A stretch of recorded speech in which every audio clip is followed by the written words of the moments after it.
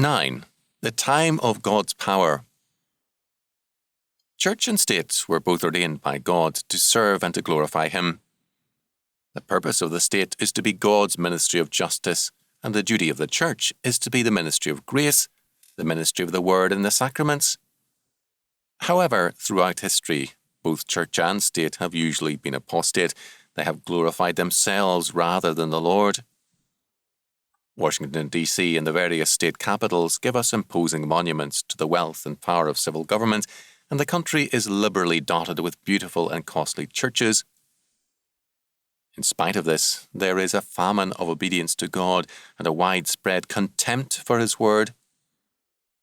This presents us with what appears to be a discouraging situation, and all too many people are badly disheartened and downcast.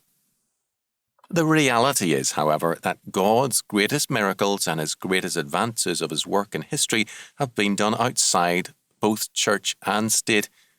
God has not shared His glory with apostate statism and churchmen.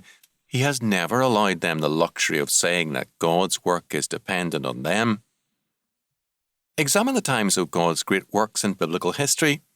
The days of Noah, Abraham, Moses, Elijah, and of Jesus Christ were times of apostasy in church and state, but God's most dramatic works occurred in those days.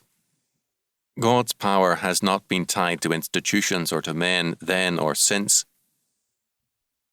One of the worst of humanistic heresies is the common saying, quote, "God has no hands but mine to use." It leads to arrogance on the part of men and institutions. God shall accomplish His predestined purpose with or without men. God's kingdom cannot fail, nor His throne and governments be shaken by men or nations. We have no need, therefore, to ask about results or to question the outcome.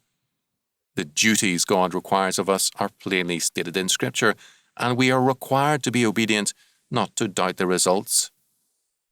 Very simply, the duties are ours to fulfill. The results are in the hands of God, who cannot fail. We must therefore not be discouraged by man's failure.